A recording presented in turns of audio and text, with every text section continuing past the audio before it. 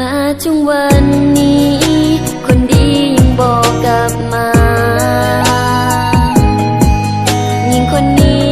ยังคอยท่ายังมีหวังทุกครั้งที่คิดถึงก็ยังเฝ้าเพ้อลำพัน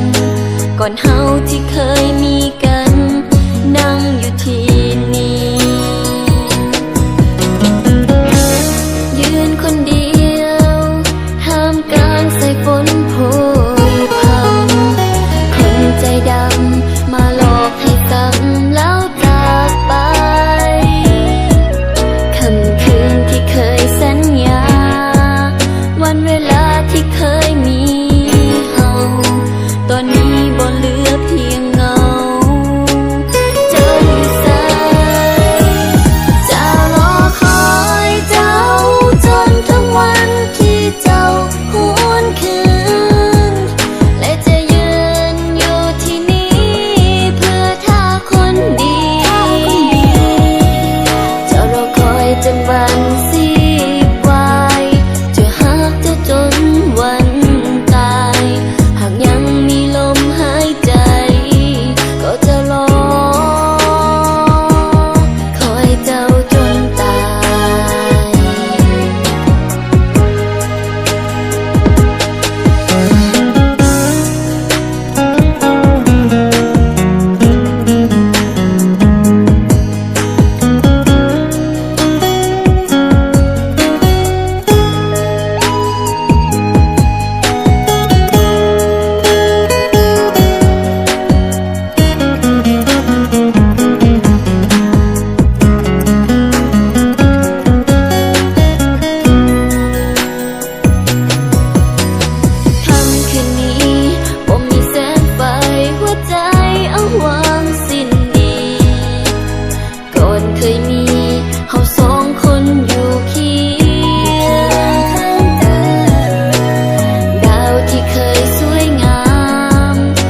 น้ำคำที่เคยปลอบใจ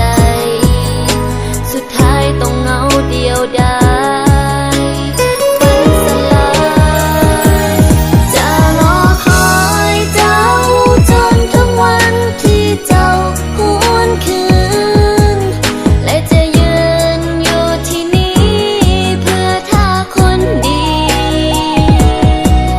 จะรอคอยจนวันสิ้นวายจะหักเจ้าจนวันตายหากยังมีลมหายใจก็จะรอคอยเจ้าจนถึงวันที่เจ้าหวนคืนและจะยืนอยู่ที่นี่เพื่อท่าคนดีจะรอคอยจนวันสิ้นวายจะหักเจ้าจนวันตายหากยังมีลมหายใจก็จะรอ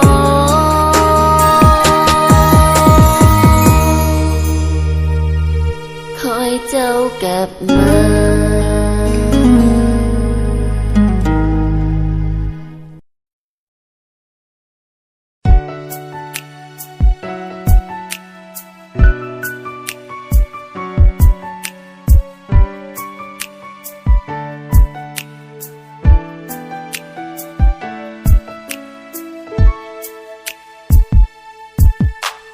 ใจดวงนี้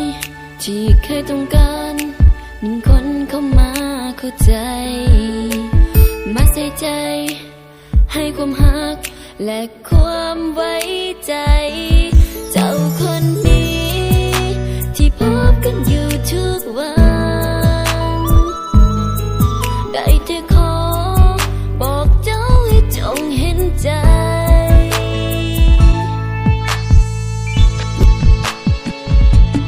อยากให้เจ้า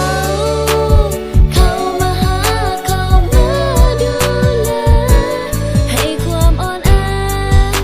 ที่มีมันจางหายไป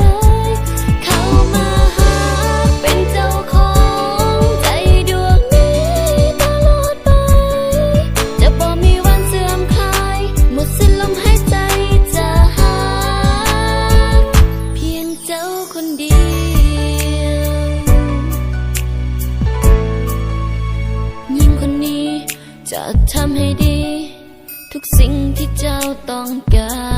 รคอยห่วงใยคอยใส่ใจบอกให้เจ้าต้องเสียใจ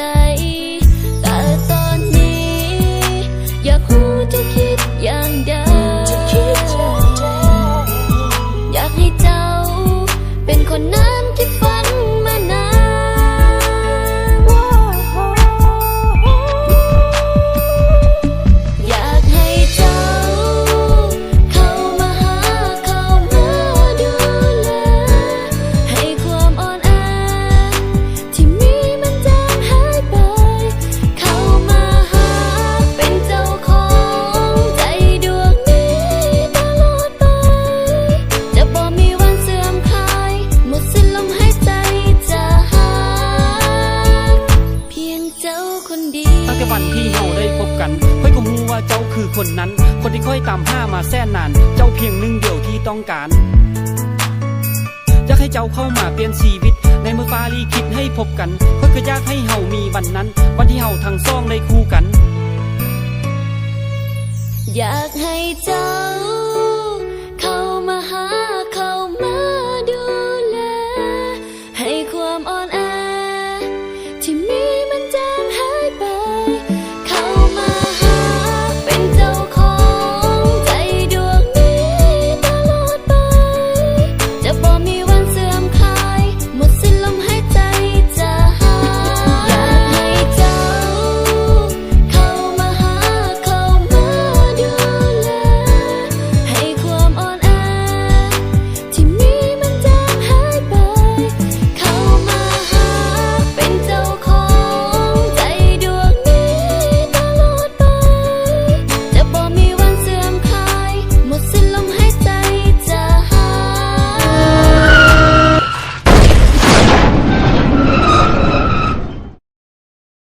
เพียงเจ้าคนเดียว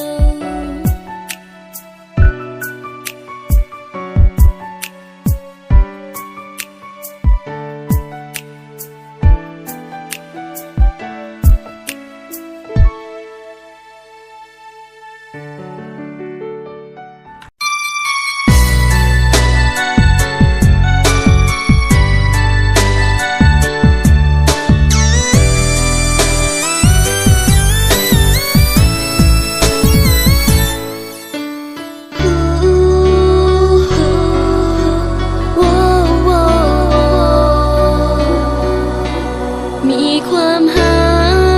กับคนหนึ่งคนหาเขาจนหมดตัวและหัวใจวันนี้เขานั้นมานอกใจแอบมีไหมอีกคนไว้ในใจอยากจะหูให้เข้าใจว่าเจ้าคิดอย่างใดบอกให้หูเสียทีว่าค่อยทำผิดอย่างใด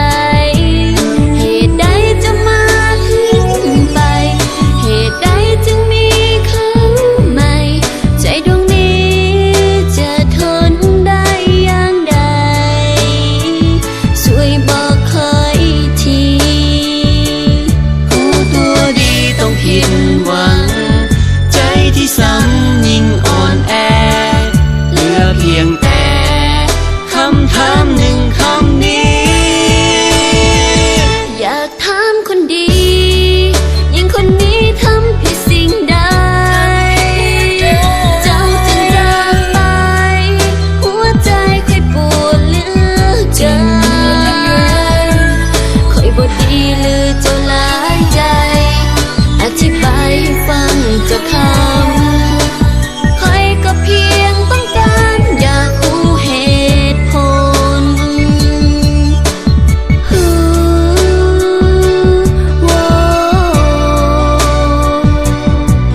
ชาดิดาดาชาดิดาดิดาดาชาดาดิดาดาชาดาดา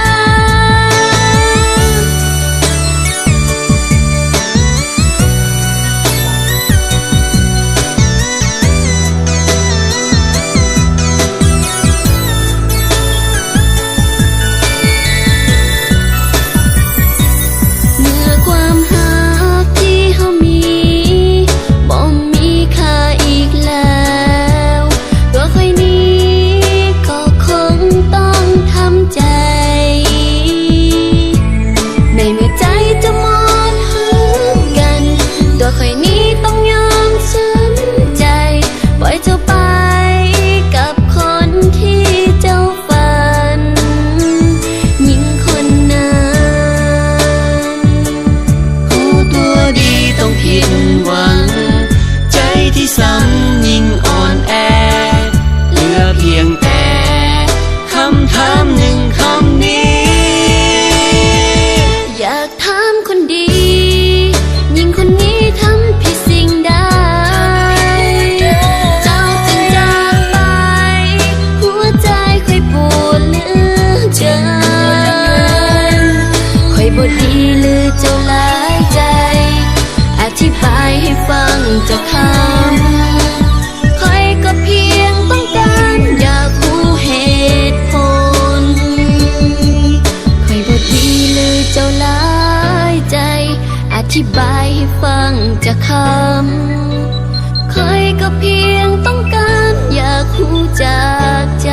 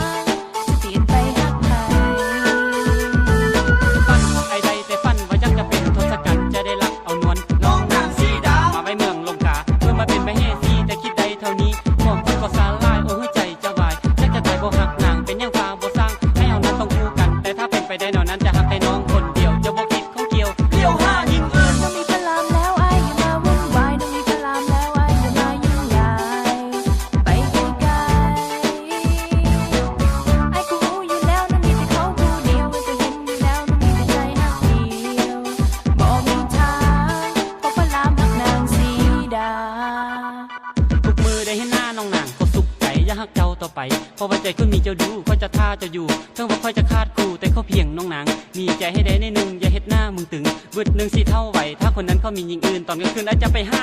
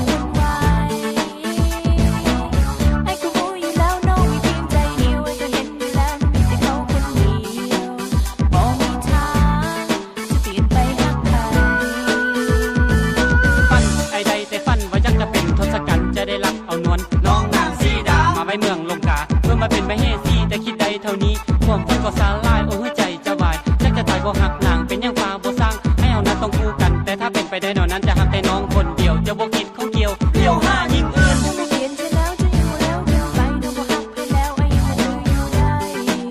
ทำใจซา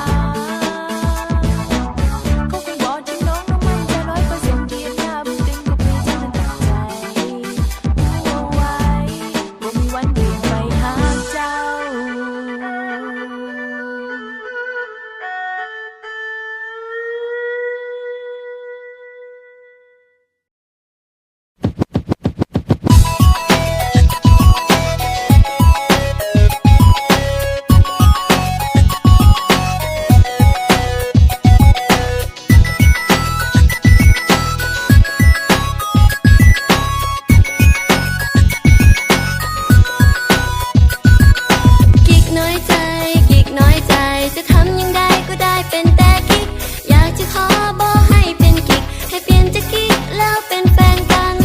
มนุษย์ถ้าสวยงามคือนางฟ้าก็เป็นคนคือเก่าอันที่คำเข้าเว้าปันว่าเฮาบ่มีหัวใจทั้งบ่เด่นเท่าไผแต่หัวใจก็งามคำทั้งบ่ค่อยจะดำเล็กน้อยก็สร้างมันก็จะสร้างความฝันบ่ให้เป็นกิ๊ก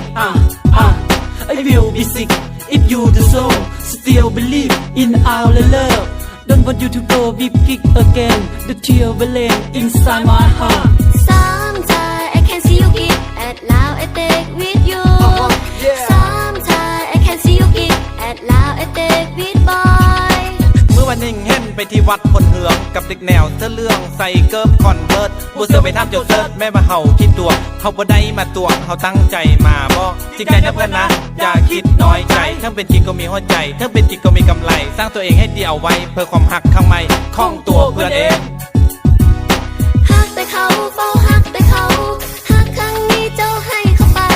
ฮักไปแล้วก็ได้แต่ฮักฮักครั้งนี้ได้เป็นแต่กิ๊กเขาน้อยใจกิ๊กน้อยใจ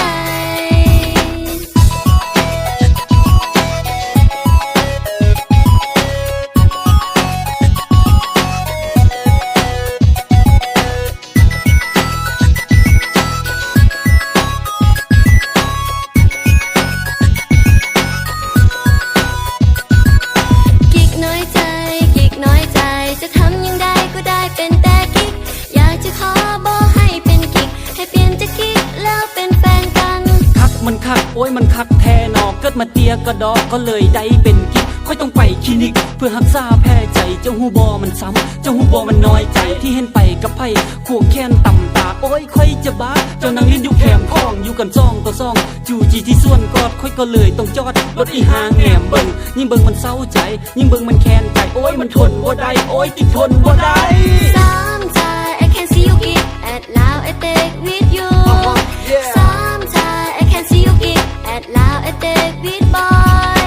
เมื่อวันหนึ่งเห็นไปที่วัดพลเหืองกับเด็กแนวเสื้อเรื่องใส่เกิร์ฟคอนเวิร์ตบูเซอร์ไปทำเจ้าเซิร์ชแม่มาเห่าคิดตัวเขาบ่ได้มาตัวเขาตั้งใจมาบอกจริงใจนะเพื่อนนะอย่าคิดน้อยใจทั้งเป็นจริงก็มีหัวใจทั้งเป็นจริงก็มีกำไรสร้างตัวเองให้ดีเอาไว้เพื่อความหักข้างในของตัวเพื่อนเอง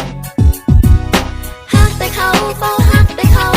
ฮักครั้งนี้เจ้าให้เข้าไปฮักไปแล้วก็ได้แต่ฮักฮักครั้งนี้ได้เป็นแต่กิ๊กเขาน้อยใจกิ๊กน้อยใจกิ๊กน้อยใจกิ๊กน้อยใจจะทำยังไงก็ได้เป็นแต่กิ๊กอยากจะขอบอกให้เป็นกิ๊กให้เปลี่ยนจากกิ๊กแล้วเป็นแฟนกันกิ๊กน้อยใจกิ๊กน้อยใจ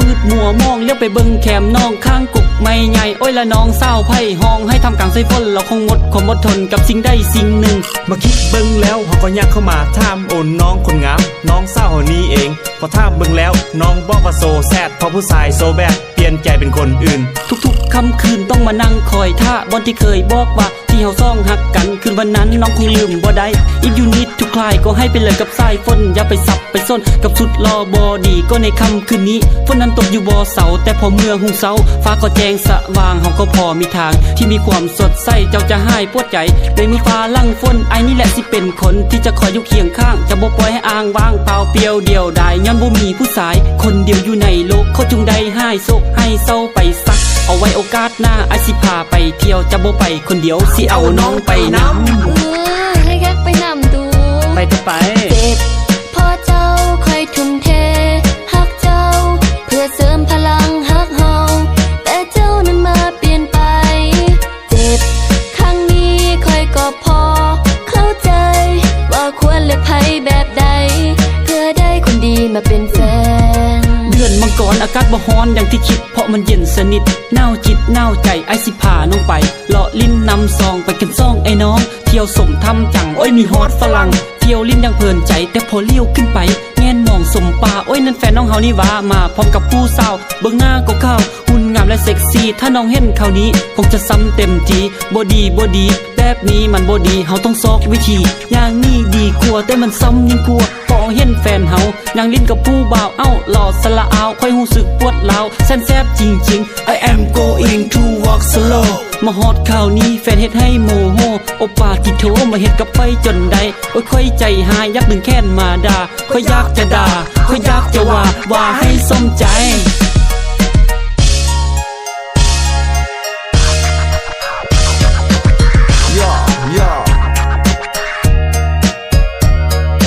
เจ็บเพราะเจ้าคอยทุ่มเทหักเจ้าเพื่อเสริมพลังหักเฮาแต่เจ้านั้นมาเปลี่ยนไปเจ็บครั้งนี้คอยก็พอเข้าใจว่าควรเลือกใครแบบใดเพื่อได้คนดีมาเป็นแฟนสวยแท้ๆขนาดนี้ฮอนมาเพิ่งเย็นแต่ก็ยังได้เห็นภาพบัดใจบาดตาโอวาสนาส่งไอ้น้องเขาแสนเศร้าพระพุทธเจ้าหรือว่าเทวดาที่ได้ปั้นแต่งมาให้ฮักนี้ต้องคมคืนคนเศร้าต้องทนยืนอกหักอยู่ข้างถนนคนมีหักก็ยิ้มคนบ่ยิ้มก็อกหักมันคือเกมคมหักบ่เข้าไพ่ออกไพ่บัดนี้ต้องห้องให้วันหน้าอาจสมหวังก็มีเพียงคมหวังมีชีวิตในโลกนี้มันต้องมีจักปีที่จะกลายเป็นของทานลืมเรื่องหวานๆมาเริ่มต้นชีวิตใหม่แล้วจะสิภูมิใจกับชีวิตของตนเจ็บเพราะเจ้าคอยทุ่มเทหักเจ้าเพื่อเสริมพลังหักเฮาแต่เจ้านั้นมาเปลี่ยนไปเจ็บครั้งนี้คอยก็พอเข้าใจว่าควรเลือกใครแบบใดเพื่อได้คนดีมาเป็นแฟน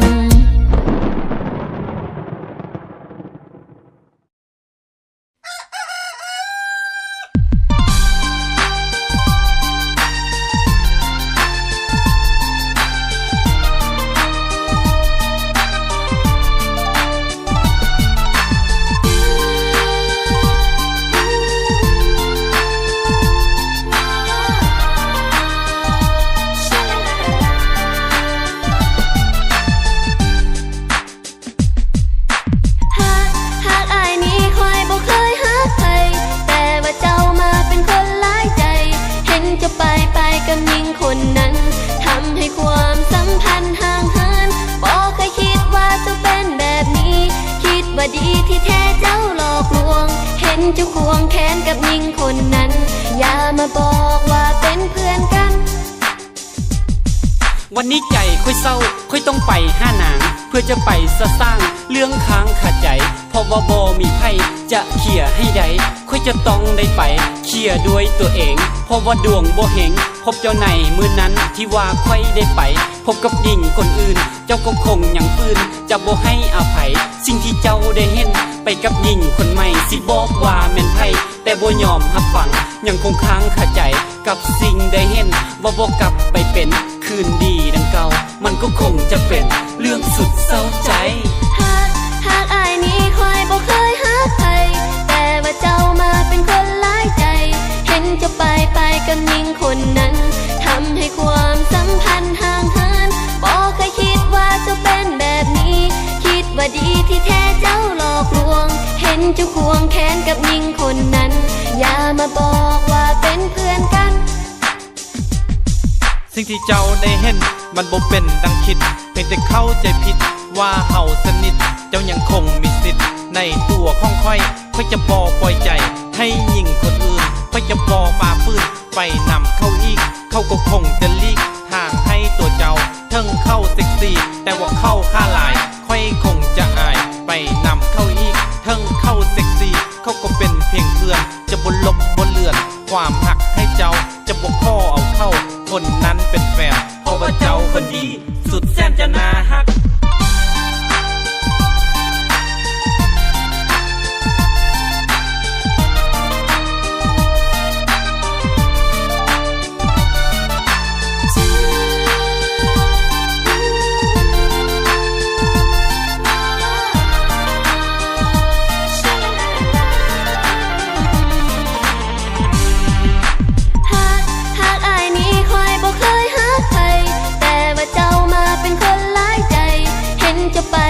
กับหญิงคนนั้นทำให้ความสัมพันธ์ห่างเหินบอกเคยคิดว่าจะเป็นแบบนี้คิดว่าดีที่แท้เจ้าหลอกลวงเห็นเจ้าควงแขนกับหญิงค บอกว่าเป็นเพื่อนกัน สิ่งที่เจ้าได้เห็นมันบ่เป็นดังคิดเพียงแต่เข้าใจผิดว่าเฮาสนิทเจ้ายังคงมีสิทธิ์ในตัวของค่อยจะบ่ปล่อยใจให้หญิงคนอื่นค่อยจะบ่ฝ่าฝืนไปนำเข้าอีกเขาก็คงจะลีกทางให้ตัวเจ้าเทิงเข้าเซ็กซี่แต่ว่าเข้าค่าหลายค่อยคงจะอายไปนำเข้าอีกเทิงเข้าเซ็กซี่เขาก็เป็นเพียงเพื่อนจะบ่ลบบนเลือนความหักให้เจ้าจะบ่ข้อเอาเข้าคนนั้นเป็นแฟนเพราะว่าเจ้าคนดีสุดแสนจะน่ารัก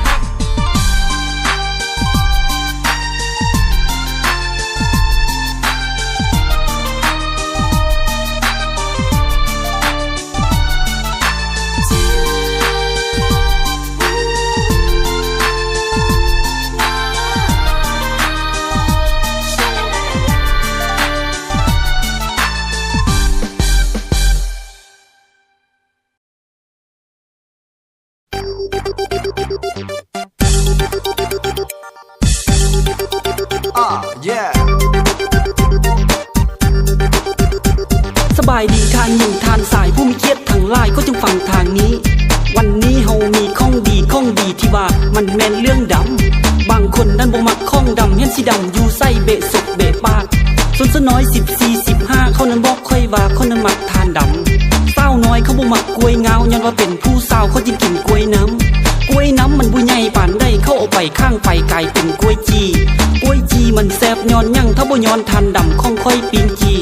แม่ค้าขายปิ้งข้างถนนเขาก็ว่าเป็นคนที่ใส่ทานดำทานดำเฮานี่คาดบ่ได้ถ้าคาดยามได้มีปัญหาแน่นอน My friend tell me about หนุ่มๆเศร้าเวลาเลิกกันเขาว่ากลายเป็นตำนานความหักเรานั้นเหมือนทานไฟเก่าแก่กันเมื่อได้บ่ต้องให้ไพ่มาเป่ามันก็ลุกมูแล้วจงจำเอาไว้ต้องทอยขึ้นใจความหมายของมันถ้าทานดำคือทานขอให้ทานอย่าเสียใจให้ว่าดำก็ว่าไปแต่หัวใจเฮาสะอาดดำนี้ดำเหมือนเหล็กไหลบ่มีพิษมีภัยกับภัยทั้งนั้นคนเข้านั้นเขาก็มีแฟนคนดำก็ยังมีแฟนคือกันฮับคนดำได้บ่อยากรู้จิตใจคนงามคิดกับคนตัวดำนั้นว่าจึงได้ย้อนค่อยอยู่ต่อทานหมดมือเขาจึงดำปึ๊ดปื้อคือทานเผาไฟมีบ่เท่านี้มีบ่คนดีมาสร้างฟันร่วมกันดีแล้วถ้าหากเป็นแบบนี้ปีนี้จงโชคดีสาธุเศร้าเดบนทางใดก็มีแต่คนฮักกันเศร้าเดวันนี้ก็เหมือนเดิมทุกๆวันค่อยต้องไปเลาะเลียบแคมหนึ่งย่านฟ้ามืดครึมเมื่อดังเห่าเศร้าใจบางครั้งหูสึกวันไหวบ่มีไผเข้าใจบ่มีไผสนใจนั่งเศร้ากับตัวเองหั่นแหละโทษตัวเองหั่นแหละตกยุ่งอยู่แปะเพิ่นว่าให้ระวังแนวคิดค่อยก็เลยนึกคิดแต่เรื่องดีๆความเศร้ามันบ่มียั่งดีก็เป็นคนทั้งทีเฮาต้องมีมิตรแท้มาแม่เป็นเพื่อนกับพวกเฮาแอลโซนจะข้อกล่าวคำว่าแวลคัมแอลโซนมีเพื่อนคนดำตัวค่อยก็ดำเต้นระบำฮิปฮอปเต้นแล้วก็ไปค่ายทานต่อค่อยก็เลยยู่ล้ออ้อมเมืองมรดกยู่ล้อก็ห้องเพลงไปน้ำยู่ล้อก็ขับทุ่มไปน้ำโย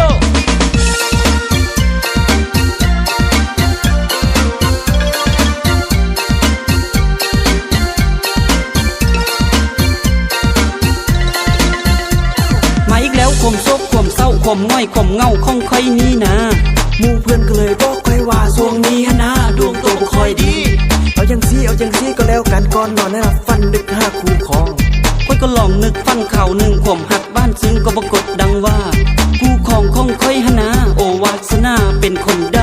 ำดีใจที่มีเมียคนดำพอเท่าก็ดำแม่เท่าก็ดำแต่งดองแล้วมีลูกมีล้านลูกก็ดำคายทานพ่อแม่ค่อยเอ่ยในฝันมีความหักอันว่านซึ้งแต่พอได้ข่าวหนึ่งค่อยก็ตื่นขึ้นมาตื่นแล้วคนดำก็ให้ไปค่อยก็เลยเสียใจมันเกือบบ้าถ้าทานดำคือทานขอให้ทานอย่าเสียใจให้ว่าดำก็ว่าไปแต่หัวใจเฮาสะอาดดำนี้ดำเหมือนเหล็กไหลบ่มีพิษมีภัยกับภัยทั้งนั้นคนเข้านั้นเขาก็มีแฟนคนดำก็ยังมีแฟนคือกันเอาบ่คนดำจะดีเด้อ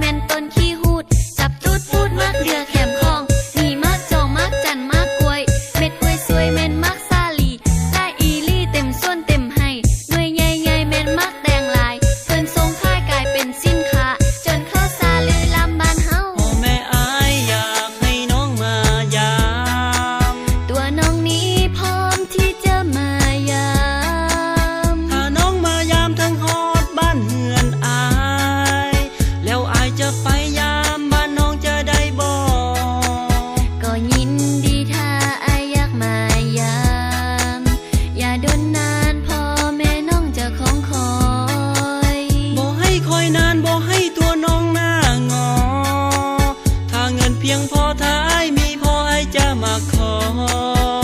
น้องนางตื่นแต่เช้าปัดกวดเหือนสารสุขซ้ำลานพาน้องไปนาแม่บอกว่าให้มาส่วนต่อโอ้ละโนนั้นแม่นต้นยังจำเอาไว้นี้ต้นกล้วยไข่เศร้าใหญ่ๆมักกินกล้วยลายกินง่ายๆมันบ่มีกระดูกกินเข้าไปเอากินเข้าไปแต่อยากกินลายจากหน่วยกล้วยสิหมดจดจำไว้มากไม่บ้านเฮาแม่บอกว่าถ้าอยากได้เมียให้มันเสียหญ้าส่วนลายๆมากไม่ใหญ่แล้วเอาไปขายได้แล้วเจ้าจะได้เมียขายได้แล้วเจ้าจะได้เมียดำแบบนี้สิได้เมียอยู่บ่เนาะ ได้เป็นนั่นสิบ่ได้ไม่ได้คุณจอยเอาคุณตุ้ยเทโอเนาะอยู่บ้านอายปลูกต้นมักสาลีบ้านน้องนี้ปลูกฮอดมักแตงลายโอ้น้องนางสร้างน่าฮักถึกใจอายอยากจะไปยามบ้านน้องจะได้บ่ก็เสิร์เลยถ้าอายอยากมายามน้องขอถามอายจริงใจกับน้องบ่ก็อายจริงใจจะให้พ่อแม่มาขอให้น้องจงรอคอยวันอายกลับมาขอน้องนางอยู่บ้านค่อยมีมากแตงโมมากส้มโอมากโมมากมีนอกจากนี้มากกอกมากข้ามเป็นทุกอย่างมากเฟืองมากเผาบ้านเจ้าลำมุดลำใหญ่เลยใส่มากฟางมากม่วงอยู่เรียบพวงแม่นต้นมากเขือหยับไปเนื้อแม่นต้นขี้หูดจับตูดพูดมากเรือแคมคองมีมากจองมากจันมากกล้วยเม็ดกล้วยสวยแม่นมากซาลีได้อีลี่เต็มส่วนเต็มให้หน่วยใหญ่ๆแม่นมากแดงลายเพิ่นทรงค่ายกลายเป็นสินค้าจนเข้าซาลือลำบ้านเฮาน้องมายามอยากกินยังบ่กินมักกอหรือว่ากินมักกล้วยอยากกินกล้วยไปตลาดโพสีจะกินซาลีไปที่บ้านผ้าโขมจะกินมักโฟมไปที่บ้านเมืองงามักม่วงสังงาไปที่บ้านพลใสถ้าจะกินลำใหญ่ไปที่บ้านเสียงแมนถ้าจะกินมักแฟนอยู่บ้านมุดก็มีถ้าจะกินมดปีมันบ่มีได้น้องถ้าจะกินมักตองอยู่บ้านอายก็มีถ้าจะกินมักตองมันเจ็บท้องมันเจ็บท้องถ้าจะกินมักตองมันเจ็บท้องมันเจ็บท้อง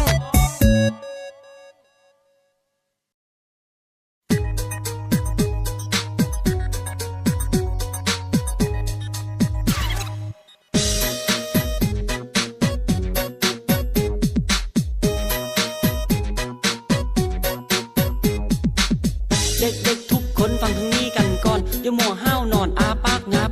ตื่นมาเสียทีลุกขึ้นมาเสียทีแล้วมาเปิดทีวีเบิ่งคอนเสิร์ตมันนั่นแฟนของไผสงสัยสื่อลิงมือซ้ายจับไม้ห้องเพลงฮิปฮอปเจ้าคนขี้ไล่มานี่เอาไม้มานี่แล้วฮิปนี้ไปได้ไปคอนเสิร์ตมาแล้วก็กลับมาฮอตบ้านได้เปิดทีวีเบิ่งคอนเสิร์ตตนเองอาจจะยิ้มบ้านเพราะตัวเองล้อค่อยบ่งึดบ่งอตัวน้อยๆอยู่ข้างๆบ่เรื่องความข้าวนี่แหละที่ข้าวกว่าบ่เรื่องความซัวนี่แหละบ่ซัวกว่าค่อยบ่แม่นคนซัวค่อยเป็นคนดีบ่ปิดทีวีเศร้าแค่ก็ห้องทางไอ้ลิงเป็นหยังคือมาลงตัวเองไอ้บ่ได้ลงไอ้กำลังมาแหงจังแม่นป้าแข่งเท่งก็เก่งอีกเนาะขึ้นมาฮู้บ่รอแท่งยังลงตัวเองเจ้าคนขี้ลายเอาซัมบ่เจ้าคนขี้ลายเอาซัมบ่เวลาไปใส่มีเศร้าๆมาหุ้มห่อค่อยบ่ได้หล่อนะแต่มาหุ้มเฮ็ดหยังโอ้วัสแมนมันบ่เป็นแบบนั้นเอาจังซี่ค่อยสิเว้าให้ฟังกันละครั้งนึงนั้นเอามานานมาแล้วมีผู้แซ่บผู้เศร้ามาหุ้มมาห่อบ่แม่นเจ้าล้อเข้ามาหุ้มเสื้อเจ้าเสื้ออีหยังเสื้อเด็กแนวคาดบัดเลี้ยวเบิ่งเกิบกับอีแตะเฮียนเวลาขึ้นคอนเสิร์ตมีแฟนเพลงห้องดังๆเขาเอามือหุบดังยันมากินแป๊กวันนั้นก็อัดเอาคนนี้ก็อัดแสดงก็อัดเอาเสื้อเรื่องก็อัดกระเทยก็อัดเอาไปตู้ก็อัด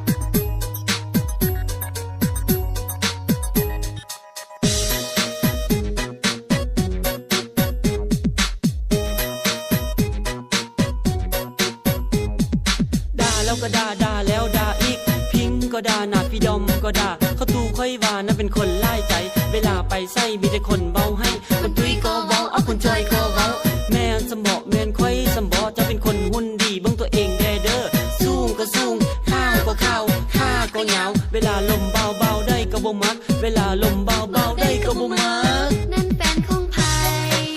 สงสัยสื่อลิงมือซ้ายจับไม้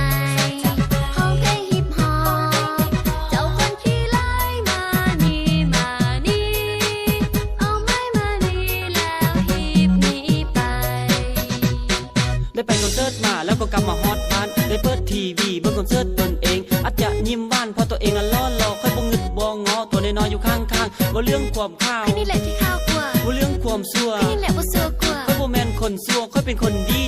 บ่ปิดทีวีเศร้าแค่ก็ห้องทาง แต่ลิงเป็นหยังคือมาลงตัวเอง ไอ้บ่ได้ลงไอ้กำลังมาแหง จังแมนป้าแข่งเท่งก็เก่งอีกเนาะกันมาฮูบรอเท่งยังลงตัวเองเจ้าคนขี้ลายเอาสมบอเอาสมบอเจ้าคนขี้ลายเอาสมบอเอาสมบอ เวลาไปใส่มีสาวๆมาหุ้มห่อค่อยบ่ได้หล่อนะแต่